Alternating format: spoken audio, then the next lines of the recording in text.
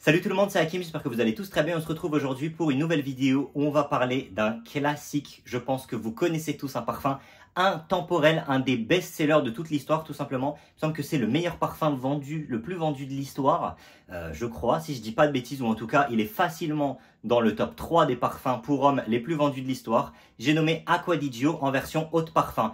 Mais avant tout, si tu es nouveau ici, n'hésite pas à t'abonner à la chaîne, ça me ferait très plaisir. On est à quelques abonnés des 4000 au moment où je tourne cette vidéo, donc si tu t'abonnais, ça me ferait très plaisir et ça m'aiderait à atteindre mes objectifs et à vous fournir toujours plus de vidéos et toujours plus de qualité. Et si jamais cette vidéo vous plaît, n'hésitez pas à mettre un petit pouce bleu. Allez, sans plus tarder, on est parti. Alors voilà, Acqua di Gio en version haute parfum avec cette belle petite bouteille, ce beau flacon. Alors par contre, petite surprise un petit peu, je sais pas, j'ai l'impression que le capuchon, il se clipse pas vraiment à 100%.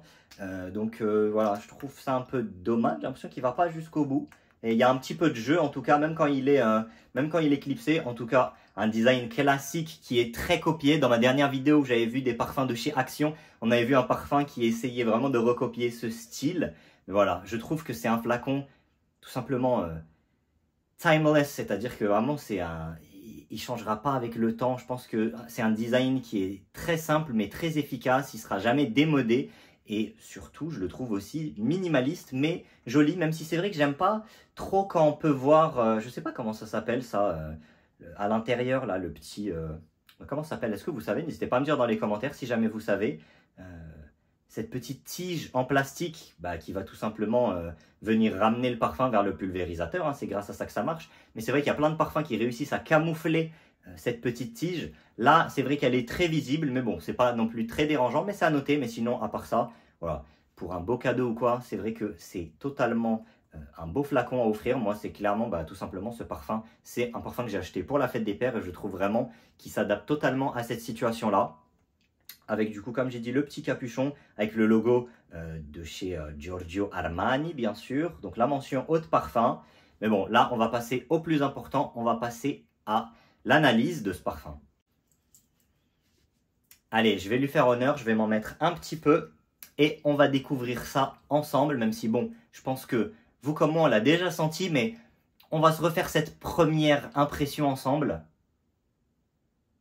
Ah ouais, ça marche bien quand même, hein. Franchement, ça marche très bien. Je pense même que c'est un des rares parfums qu'on peut acheter limite à l'aveugle. Bon, dépendant de pour qui c'est et des préférences de chacun, bien sûr. Mais pour moi, c'est vraiment un parfum qui est tout simplement inoffensif et qui ne peut pas vraiment déplaire à un grand nombre de personnes. Peut-être qu'il y aura des personnes. Dites-moi dans les commentaires si jamais vous aimez pas ce parfum particulièrement. Mais je pense que c'est un parfum qui est quand même très populaire et tout simplement très facile à aimer. Alors pour ce qui est des notes, on va retrouver en ouverture des notes aquatiques, maritimes et cette petite odeur d'air marin, donc légèrement salée. Et avec, encore une fois pour cette ouverture, un agrume. Il me semble que c'est de la mandarine, mandarine orange, voilà. Donc pour avoir un petit peu l'idée, voilà, on est sur ce type d'agrume. Donc en orange, mandarine et tout simplement note maritime, eau salée. Là, ça nous emmène clairement devant la plage avec une belle petite orangeade, une petite citronnade. C'est vraiment très très efficace. Alors avec ça, on va également avoir des notes florales avec principalement de la lavande et du géranium.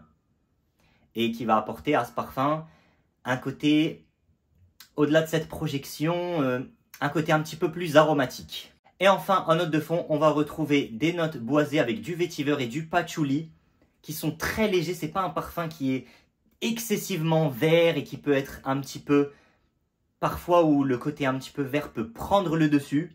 Je dirais qu'il est à 70% aquatique / marin, avec en ouverture évidemment ce côté agrume, mais par la suite on va avoir principalement ce côté aquatique marin, tout simplement emblématique de la ligne, hein. Et avec ça, je vais dire allez, 20% côté aromatique, 20% côté boisé, mais vraiment un combo très très efficace je trouve, très plaisant et qui a ce côté avec du caractère. C'est pour ça que je l'ai choisi pour la fête des pères, parce que je trouve que c'est un parfum qui a du caractère. Et voilà, quand on le met, je pense que on se sent sûr de soi, prêt à attaquer sa journée. C'est vraiment ce genre de parfum. Et c'est pour ça, je pense, qu'il marche autant ce Acqua di Gio, parce que au niveau des occasions pour le porter, il est très très versatile. il va être parfait par exemple pour aller au travail, pour un cadre professionnel ou pour juste une petite sortie casual, hein, en mode tout simplement petite sortie entre potes, petite sortie, petite date tout simplement. Voilà, un bon parfum pour sentir bon, simple, sans trop en faire. La simplicité parfois c'est vraiment très très important et avec ce parfum c'est totalement ce qu'on a. Un parfum simple mais très très efficace. Pour ce qui est des périodes de l'année, alors encore une fois, il n'y a pas vraiment de période prédéfinie avec un parfum, ça c'est vraiment une idée reçue, hein. On peut totalement mettre des parfums gourmands en été, on peut totalement mettre des parfums plus frais en hiver. Voilà, tout dépend des goûts de chacun bien sûr, mais pour les saisons où la grande majorité de personnes va se diriger vers ce parfum, on va plutôt être sur des saisons un petit peu plus chaudes, donc ce qui va être du printemps, de l'été, début d'automne, ça passe bien.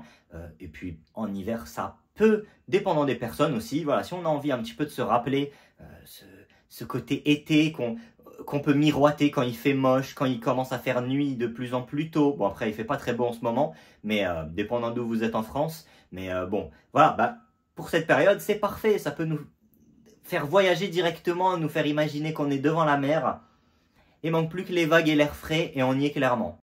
Et enfin, pour ce qui va être des performances de ce parfum, alors là pour le coup, pour ce qui est que ce soit la projection ou la longévité, on est sur quelque chose de très bonne, mais pas non plus exceptionnel. Donc on va être sur une projection correcte, notamment initialement, vraiment quand on vient de projeter le parfum, là je trouve qu'on a vraiment une très très bonne projection qui va venir englober la pièce, mais avec le temps ça va un petit peu s'estomper évidemment, et je dirais que le parfum sur ma peau, de ce que j'ai pu en tester pour l'instant, ça dure entre 3-4 heures et puis après on vient sur une odeur qui va devenir une odeur un petit peu plus proche, un petit peu plus sur la peau.